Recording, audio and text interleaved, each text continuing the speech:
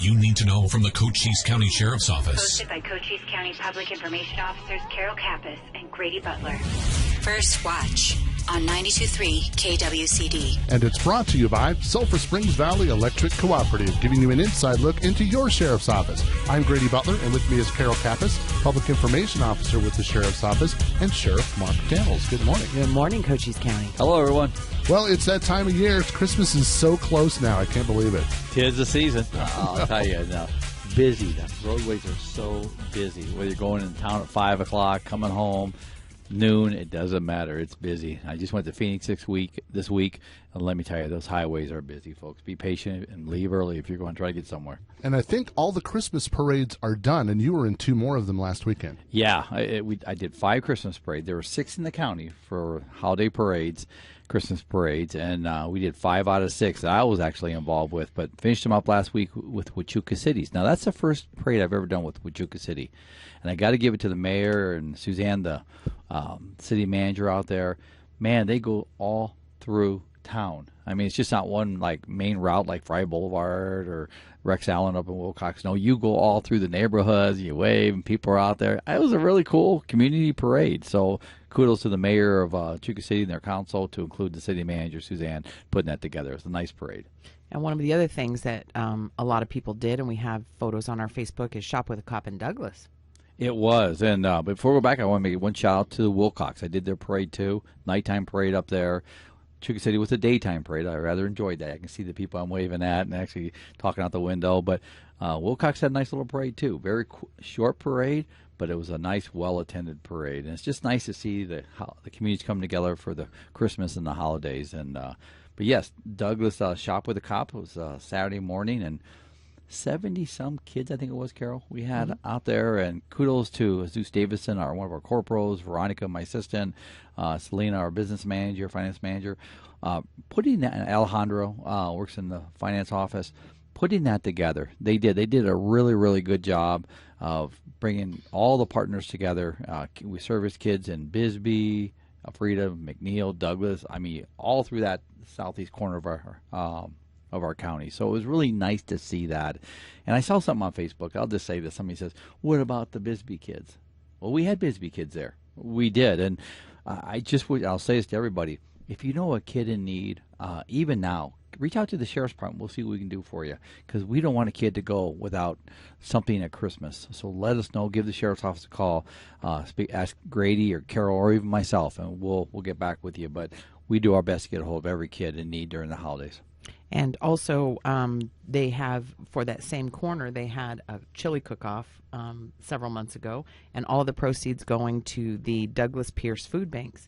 And so you're going to present that check on Monday. We are. This is, again, thanks to the group down there in the Douglas area that have bought in and believe in this community mission. And I just can't say enough about that. And that's throughout the county. Our men and women that work here do such an amazing job. I mean, I'm just going to give the shout out. You're sitting here. Look at you and Grady here. Every Friday we're out here, we're promoting, we're doing something for the community all the time. And I just enjoy the heck out of that. But they came together, and they brought up an idea to do a cook-off and take the funds that they raised and give it to the food banks. Now, both those food banks are hurting down there. The Pierce Community Food Bank, which is up by Sunsites, and then Douglas. So we're going to So we're going to give out $7,000 to those food banks that was raised during the chili cook-off, which is 100% of what they raised. There's no admin fees to put that back what it cost us. No, we don't do that. So the community dollars are going back into the community to help feed those in need too. And you're also going to do something pretty cool. Our Sheriff's Assist team has adopted the Apache School, and so it's their Christmas party Monday. So Monday's going to be a busy day, and they have 9 kids. So we're going to put some bags together and just go out and enjoy that. So thank you so much to Dan Long and everybody at the Sheriff's Assist team. They're going to have everybody jump in their cars and have a big, parade up there, and that's going to be really good. It's so neat. And if you haven't been out there, it's a one-school. It's like a little house on the prairie. Yeah, one-room schoolhouse. Yeah, it's all it is. And they got, I think, 2 faculty members, 1 school bus. The teacher's also the bus driver. But they do. They put so much community to those 8, 9 kids that are there. And so our Sheriff's Assist team, they adopted them a couple of years ago. And the reason they adopted them was the concern with the illegals coming through. So there was a big concern with the kids and the protection. So they went out there and started doing some extra patrols, keeping the kids safe to and from school. And they grew a special bond with this school and these kids. So Monday's our Christmas party. So the command staff and I are going to go up there and embrace lunch with the kids and just be with them and show that little bit of relationship that we have with those kids. So it's good. I'm excited. I think now I know what a capybara is. Have you seen those big giant rodents that we've started picking up? They're big rats. Yeah, it's weird. Yeah. Talk about that for a minute. Well, so last Friday, I was at a personal event, and I get a text from a rescue group in town that says these animals are being neglected. And so I called her during the event. I stepped out for the event, called her, and she said, listen, I talked to your team about a week ago. Our team went out there. There was water and food when our team went out there, but they set the parameters. Here's your warning. We're getting these complaints. Right now, you got this stuff going on. You need to do this, this, and this. So she called. The rescue called. I went back out there that night with our supervisor from Animal Patrol about 7:30 at night, and I walked up on something, Grady, that I've never seen. The Maris, they call them, and then what's the other one? Capybara. Capybara, the cabbies, they call them. Yep. I mean, I walked up and saw all these animals, and a porcupine, an emu. Elvis, they call him. He looks like Elvis. And a rooster. I mean, cats. I mean, there's everything. It was an exotic farm. But we didn't know. There's nobody lives at this place. It's the animals own the house. Let's put it that way. But we looked over the fence, and we saw these animals, and this porcupine walked up to us, and my sergeant and I were like, oh, no way. What kind of sci-fi experiment is this? But truly, these animals weren't being taken care of. That was pretty obvious. We checked. There was no water. There was no food. We got some water to them, and they just came to us, not because they wanted to see us, but because they needed water. And that just makes me so mad. I'll just tell you how you take care of animals like that. So we took care of the animals. We got we called the owner, who's in Tucson, but his brother had been powered to take care of these animals. And when the brother got there, he told me, and I'll just share it with everybody here, I'm doing the best I can. And here's my answer to him. Your best is criminal. Your best is criminal. So we seized, we got them to surrender, and I say, God, we said, listen, here's the deal. You're not taking care of these animals. He surrendered all the animals. I think there was 20-some animals. Yes. Total. And these little Maris, they're Australian animals. We did a little history on them. Australian animals, but they go like 37 miles an hour and they jump 7 feet. Well, that's going right over me. And I want to give a big shout out to our animal control officers that came out that night, Friday night, spent all day Saturday with us out there. So during parades, I went back over there to help. I had one that came right at me, and it was not a good sight. But an emotion came out. He's coming right at you, man. They can tear you up. And the porcupine, I got to tell you one funny story. So the night we were there, Friday, so we had a lot of unknowns. We didn't know if they were friendly, unfriendly. So we're trying to get water. So Sergeant Ray McNeely, I'll give his name out there, he's trying to get water. There's no water to this place. So we found a little bit of water from a spigot he's trying to get water into a bucket, and here comes all the animals because they know, hey, there's water finally. And so I turned around, so the emu started coming over. And emus, they're a cool bird, but, you can't pet them. Little, though, right? So I was saying it's a little emu. I'm telling you right now. So here it comes. So Sergeant McNeely took a table to keep it separate away from him while he's trying to get water to him. So I got in there to go away, bird. And the bird looked at me and didn't like that answer or that statement. So I got away. And when I turn around, here comes a porcupine. Now, how many people actually deal with a porcupine? Really, this guy is big. His quills were huge. And here he comes. I turn around, and like you call him, Elvis. Here comes Elvis. And so I yelled to Ray, the sergeant. I said, Ray. Well, he's in the midst of getting this water. Well, sadly, he didn't hear me. But I knew where the porcupine was, and it was either him or I. And somebody has to call 911 if it goes to heck. So I went back over the fence, and Ray turned around. That porcupine was right by his leg, and he's got some athletic ability. I saw it, and took off. But either way, it was just an adventure. And our animal control officer, Sergeant McNeely, John Jurdy. If you guys don't know John, he's one of my captains. He's like 7 feet tall and big guy. I saw some fear come out of John. I'm just going to put that on the public radio right now. And I said, John, grab the bird. He wouldn't grab the bird. But the bird fluffed up on us when we tried to get him. And we're all like, okay, you win, bird. You win. So it was quite the venture getting these into a livestock trailer safely. So we didn't injure them. Thanks to Fry Fire, they came out there to help us too, and making up human lines to get them in cages and get them in the back of livestock trailer. It just, and our ranch deputies were out there. It just took a good day. They went back out there Monday, 2 days to get them all. I think we got them all. But here's what's sad. We found 3 dead ones under the house. You can smell it. And then while we were there Friday night trying to set up a plan to get these, another one, and they're all over the neighborhood. So if you find a cabbie or a weird-looking deer, rabbit-looking thing, that's a cabbie. Or not a cabbie, but a Mari. And so one got hit on Highway 92 while we were there and killed. And that just torqued me off. How do you take care of animals like that? You don't. And so kudos to everybody, but we rescued all these animals. We think we got them all, but if you find one, a weird-looking animal on you, it's not a sci-fi experiment. It's an animal we need to rescue. So please give us a call at the sheriff's office. And where did the animals end up? Oh, good question. So we took them that night. We've been taking trips back and forth to a animal care center in Tucson that takes care of these specialized animals.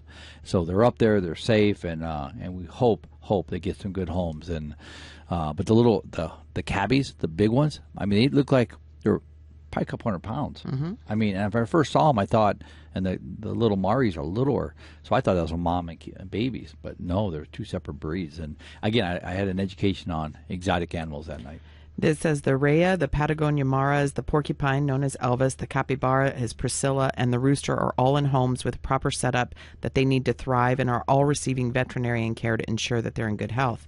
Elvis and Priscilla have been placed together because they're bonded to each other, and that's one of the things. I mean, they're exotic animals, but they've lived in that area for so long that they've bonded. And it says all the other Patagonia Maras are in the same home because they're bonded pairs. And do you know Patagonia Maras mate for life? So the ones that have passed away, you even have one that he's just by himself. Poor thing. So some of them were deceased, and then so all of them won't have their mate, but they're expected to thrive, and they're being homed with their herd. So somebody took all those in, and even one of our employees took the rooster, and Jesse took the rooster and something else with him, and somebody took a cat, so they were able to put all of those animals in a home. Yeah, the cats were actually living inside the vacant home, and when we went in there, it was so disgusting. It was so disgusting the way these animals were living. In fact, we fed them, and they were just all coming out, but they're pretty feral. So I'm glad to see at least one cat. We're trying to get them into a shelter that night. It's just when you see that neglect. I mean, all these animals are so vulnerable to that abuse. I mean, they are, because when a homeowner abuses them, I mean, what do they do? I mean, really, and it's just horrible. So they rely on us and good people in this community to take care of them. The neighborhood was taking care of these animals in a lot of ways. They really were. And a nonprofit rescue company group was actually taking care of them. And so, like I said, they're safe now. That's the most important thing. People ask us, what's the biggest thing? Take care of those animals, and we did that. So I'm so proud of my team. And look at these little guys. I mean, I'm glad to see they're safe. This week was the ASA Awards, and we took some from the Sheriff's Office. We did. It was the Arizona Sheriff Association statewide awards. So we brought home 3 awards. I was up there the other night for this, and starting off with Lieutenant Ariel Mohe. He's been with us over 20 years. He's lieutenant in our jail. He was Detention Corrections Supervisor of the Year. For the whole state. For the whole state, yeah. Yes. So kudos to Ariel on that one. Excuse me. And then Ursula Ritchie. She's been with Search and Rescue probably for 30-some years. That's such a passion for her. And she was Search and Rescue Special Achievement for her time, 3 decades plus. And so congratulations to Ursula on that and all the passion. She's a coordinator for her Search and Rescue team. And then the Purple Heart, which is a very prestigious award, went to Chris Oleski. Our deputy was recently seriously injured in the interdiction for the smuggling. And so Chris and Nicole, his wife, were there. They announced that. It was really touching. And Chris is doing so much better. You probably saw him on some of our videos. But he's on his crutches. He went up there and stuff. It was what a night. So, again, thanks and congratulations to all three of them and all our men and women that do such great things. But they were the three finalists for those categories, and they were the three winners for Cochise County. A little bit later on the show, we're going to have someone from the Glow Ride, but let's talk about that for a moment. Yeah, the Glow Ride, Jai from that puts that together in the community. That's tomorrow night. I think they leave at 4:30 in the afternoon from Veterans Park, or 5 o'clock right in there. So that's something our Sheriff's Sys team, my office supports wholeheartedly. This year is going to benefit the Salvation Army in their time of need right now. So, again, we're going to go out there. I'll be out there tomorrow night to support that, kick that off, because it's a great holiday event for a great cause. Jai, thank you for what you do on that, and we'll keep pushing that forward. And so one of the things that we're still working on is Operation Safe Streets. And we have that consistently, even though you don't see as much on our webpage, on our Facebook, social media. We're going to ramp that up again, because there's some events that it takes a little while for us to get all of the information put together well, and we're going to be doing that. But one of the things that happened this week was an incident where a vehicle was coming through Douglas and ended up with multiple agencies initially following and pursuing for failure to yield, and then stopping the pursuit, disengaging. And then when they got by the Highway 191, Highway 80 intersection, the vehicle he was heading westbound. He ended up going in the eastbound lanes of traffic until he got to Cochise College, and he turned into Cochise College, ended up by the Aviation Building, and then of course Cochise College was on lockdown. That lasted about 35 minutes, and they were able to catch up to him inside the Aviation Building, inside a restroom, inside a stall. And when he ran from the vehicle, they noticed that he had something with him, and they didn't know what that was. So they were able to locate the bag that he had, and it contained illicit drugs. So he's in our custody. And, young guy from Tucson, and, of course, undocumented immigrants in the vehicle. They were able to capture them. So these are the types of things that are continuing to occur. They are. And have we seen a reduction? Have we put prevention in place? Have we put consequences, enforcement in place? Yes. But sadly, the cartels have nothing to lose by keep pushing them through here. I mean, you can't touch the cartels in so many ways. They're in a foreign country. So they just keep pushing. This is a disposable crime to them. They don't care about the tragedies and the risk and the vulnerabilities that we face. But we have made a reduction. We're getting the intel back on that, sadly, but it still continues. We know that. At a lesser rate, I think. Well, this case here at Cochise College, here you have a 20-year-old that's running from law enforcement. And people say, well, the sheriff's office, you stop pursuing. We don't stop pursuing. We might turn our lights, sirens off, but we're putting up interdiction nets to catch them. And sometimes we don't catch them, but we'll talk about that in a minute. But while we're stopping it for a community risk or whatever the purpose may be, we're setting up interdiction down the road. And that's what happened in this case at Cochise College. He took off again from another law enforcement agency and then went to Cochise College. Now, that's a big risk for us, because you're going into a campus where there's kids in classrooms. Sadly, they have no idea where they're at either. So when he ran to that building, he also ran to the police academy. That's where our police academy is at. So I'm glad we got him. But he initiated drugs into a school. Who knows what he had? We don't know that. And it's just scary stuff. And I'll shift gears. He's safely in custody. I worked with the leadership of the college. We're going to meet here probably next week or the first of the year to kind of go over some protocols there. They're right in the target zone of this smuggling, and they know it. We know it. Border Patrol knows it. We're going to continue working with them as a partner to keep those kids safe in that school. We had another incident last weekend where we had a guy that had body armor on, had what I'll just call it, looks like a little machine gun sitting next to him in the seat. He in a stolen car, and we chased him. He got out, ran through a neighborhood. Now think about this. Guy's running through a neighborhood with body armor on. I mean, why would you put body armor unless you're into a confrontational mode? So we got him into custody too. So, and he was driving on 4 rims down the highway trying to elude. So we're still seeing bad acts by bad people. I'll just say that, bad acts by bad people. But we're going to continue to do what we have to do to keep this community safe. We've never drifted from that, and we don't plan on drifting from that. We're going to continue our safe operations. If we keep our cars on the road, we're going to keep doing that. And one of the things that we're doing that we necessarily don't have enough information going out, so we've got to get on that, is just because somebody is arrested and then they get released and the perception is that they're getting a slap on the wrist and they're going away. That is actually, that charge is a felony charge. Right. So they did have a recent one, 33-year-old Jose Rios Davila, and he's out of Phoenix.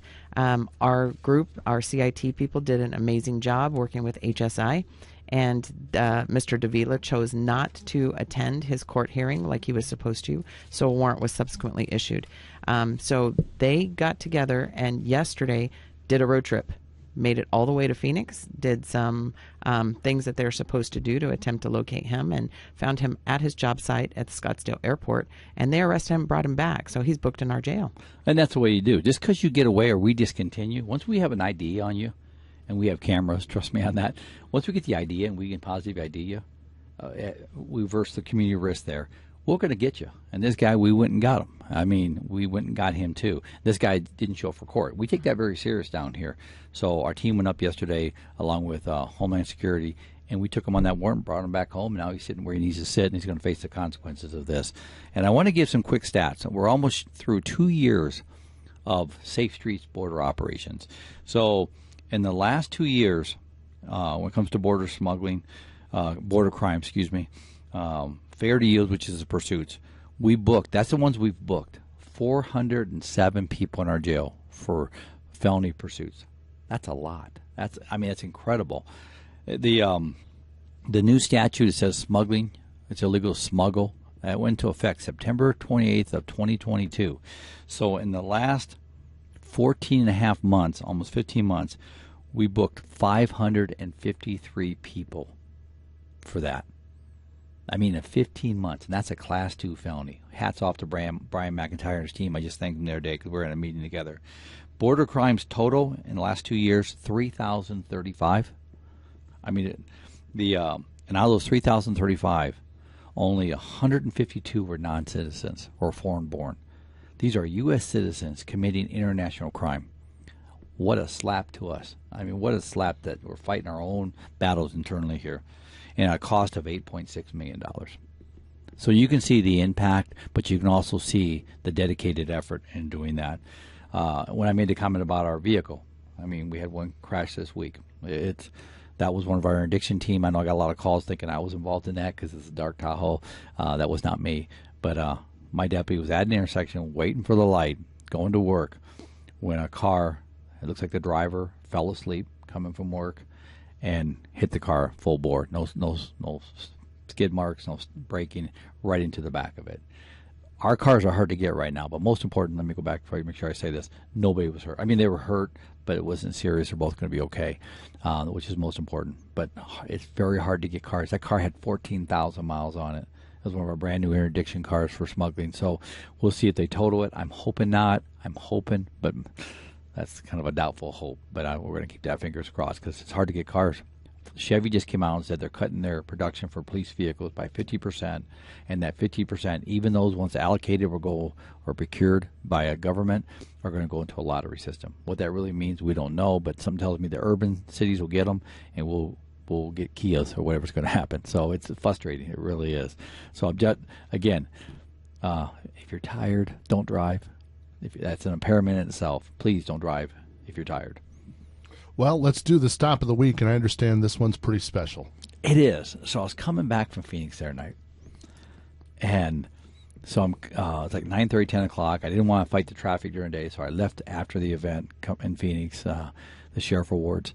So I'm coming down the highway, and you guys know right in there, south of Phoenix, south of Firebird, turns into 2 lanes. It's really congested, really bad. Well, there's a car, and the inside lane is a passing lane. And there's signs, slower traffic, move right. We've all seen those signs. But there's also a sign that says, right lane only, trucks. Trucks, right lane only. And that's your semis. Need to be in the right lane so they're not clogging up the passing lane. Putting that aside, that's the where I was at. Well, come up behind this car. The car's going 10 to 15 under the speed limit in the passing lane, the inside lane. Plus, that's called impeding, because especially in a 2-lane like that. So I hit the headlights like, hey, move to the right, move to the right. Nothing, no reaction, no response. Car's backing up. So I turned my emergency equipment on. The vehicle continued for about 2 miles, failed to yield, and which is always a concern because you got non-compliance. Why is this vehicle not stopping? Are they impaired? Is it a stolen vehicle? What's in this vehicle? Are they wanted drugs? Who knows? We see, like I said, I just talked about stuff here in Cochise County.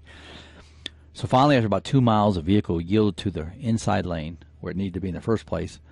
And so I pulled in behind with the lights on still. We went another mile and a half. Well, my officer of safety hairs are up. I'm thinking, wow, this is not good. So, and this is about 10:30 at night. So the vehicle finally pulls into the emergency breakdown to the right and comes to a stop. Well, I'm, like I said, my officer of safety is high. I walk up. There's a young female driving. I introduce myself, and she's very petite. She was 24 years old. I introduced myself, and she asked me, "Why are you stopping me?" And I told her, I said, "Ma'am, the reason I'm stopping you is you're impeding traffic and you're in the lane, unauthorized lane. You need to be in the right lane, especially with your speed so slow."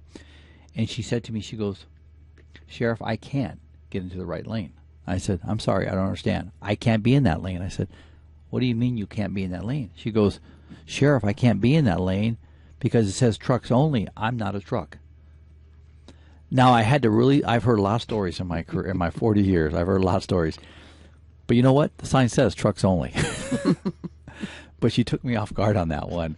She was about as innocent as you could imagine. So I asked her, I said, "Why did you not stop for my lights?" And she goes, "I've only been driving for a month. I didn't know what to do." And this was not defiant. This was not disrespectful. She was just so innocent. And I looked at her and I said, wow. So I educated her about the right lane only, trucks only. I go, "You can share that with the trucks." "Oh, I'll get over there right away. I just said trucks only. I wanted to make sure I didn't break the law." Okay. But, and then about the red and blue lights. So you never know what you're going to be stopping when you stop here. And this is a fun story at the end. It was a good story, but it was very alarming as we got to the end there, I'll tell you. But again, just a fun story to tell. I was telling my leadership team yesterday about this stop, because you just never know. And the answers you get from the public will educate us sometimes too. Well, Sheriff Mark Daniels, we thank you for coming and talking to us. Grady, Carol, thank you guys all. Everybody have a great week. And Carol, who do we have coming in next? We have the Glow Ride personnel. First Watch on KWCD Country. It's brought to you by Sulphur Springs Valley Electric Cooperative. And it's brought to you by Sulphur Springs Valley Electric Cooperative, giving you an inside look into your sheriff's office. I'm Grady Butler, and with me is Carol Kappas, Public Information Officer with the Sheriff's Office. And in the studio, we've got our next guest. It's Jai with the Glow Ride. Good morning. Good morning, Grady. How are you doing? Get real close to that microphone for me. So it's already been a year. It doesn't seem like it. That went fast. I know. It was like yesterday we were doing Glow Ride last year, and then now it's tomorrow. Yes. Okay, so first of all, tell us, what is the Glow Ride? So the Glow Ride is a compilation of like you, your neighbors, and the community standing up and just sharing that Christmas spirit. You know, these are average people. These are the normal people that you just see bumping into Walmart and Circle K, and the guys you wave at when you go to the mailbox, and they decorate their vehicles up, and we just come out in a drove of masses and cruise through the neighborhoods of Sierra Vista sharing the Christmas spirit. If you're out on the streets tomorrow while we're going, watch out, because we'll probably be over 200 of us saying, "Hey, Merry Christmas." And it's just vehicles with lights all over them, and when they call it a glow ride, everything's glowing, right? Everything's glowing. That's awesome. It's all decked out. Some of the Christmas lights that get intense, but I mean, it's everything from cars, trucks, motorcycles, UTVs. We've had the Volkswagen clubs come through, the Charger or the Charger clubs come through, and the Mopar groups and all of that, and it's just a blast. But we also want to keep those kids involved, so we also have added on. Last year was our first one, and we're getting ready to do our second one. We're going to do a kids glow ride. Oh, cool. And that's going to take off just after 4 o'clock.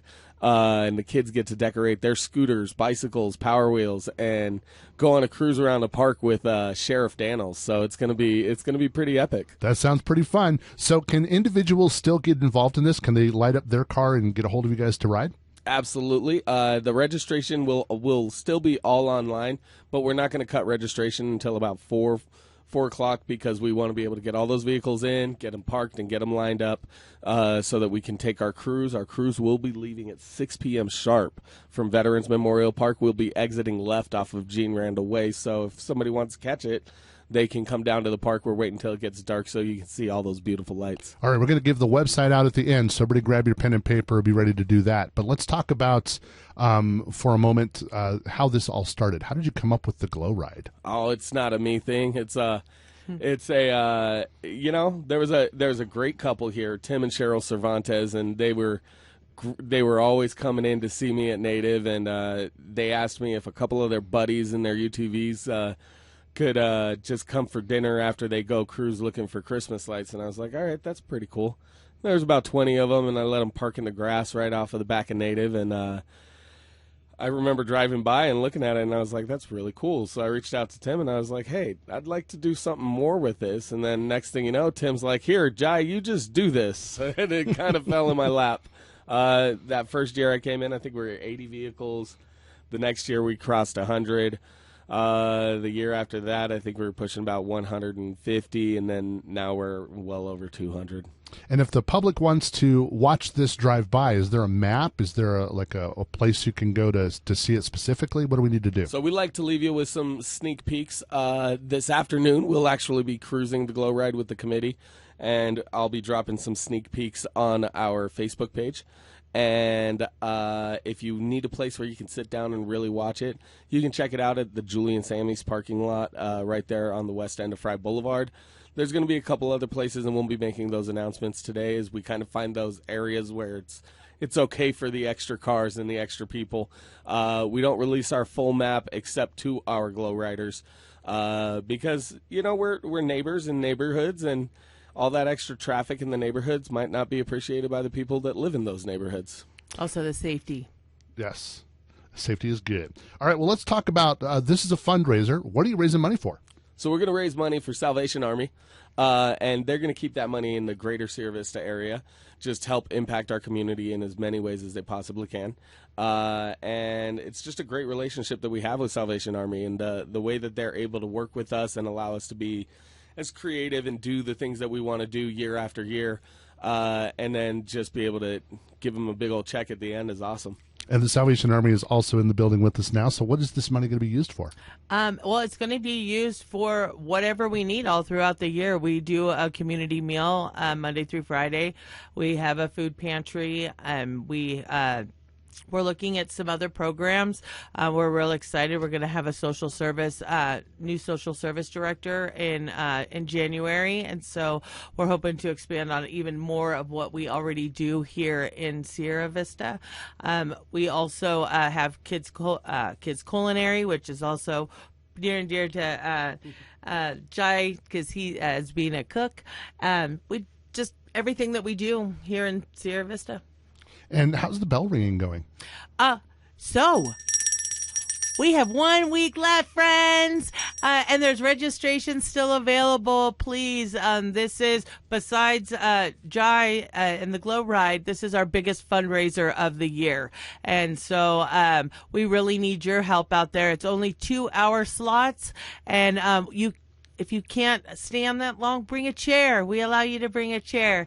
But yes, we do need some help, and all you got to do is go to Sierra Vista Salvation Army.org and hit the heart button on the left, and it'll take you right to the bell ringing signups, and you can pick your location, your times. Be sure though to go completely do the full registration, and if you don't receive an email, you didn't go through the entire registration.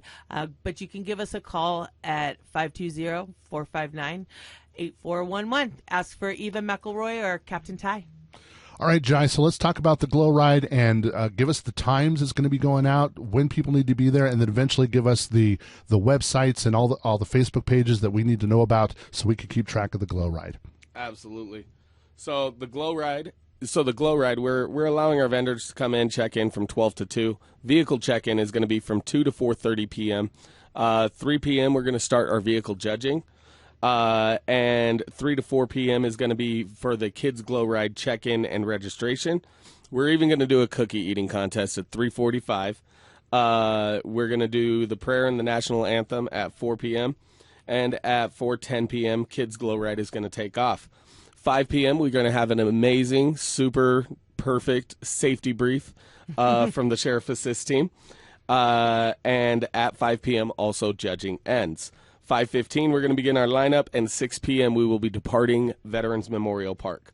Our return, that will depend on how our cruise goes. We will expect to be back between about 7:15 and 7:45-ish is about the stretch that I would assume we would return to the park. So SV Glow Ride, if you'd like to register, you can go to bamtickets.com. That's BAMM tickets.com, and just search SV Glow Ride on there. It'll pop up for you. You can make your registration. You can actually enter a raffle to win a CF Moto C-Force 400cc quad donated from Sears Cycles. Those raffle tickets are available online. They will also be available at the event.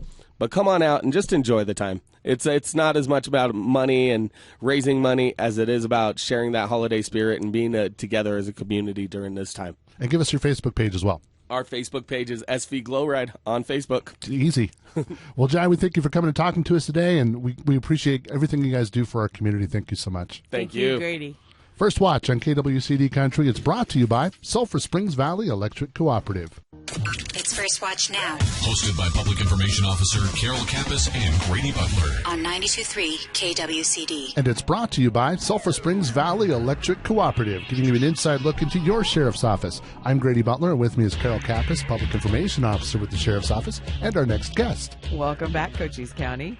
And thank you so much, Don Foster. You're here from Sierra Vista Fire doing all things awesome. Well, thank you. I appreciate that. We've been honestly the community's been awesome this year. You know, it's a rough year financially for everybody, and the community showed out in force helping us out. So we appreciate that. So I just like to let everybody know you guys are doing a great job. So tell us what's going on now, because we've seen you everywhere doing the toy drive. Right. And how's it going? It's going pretty good.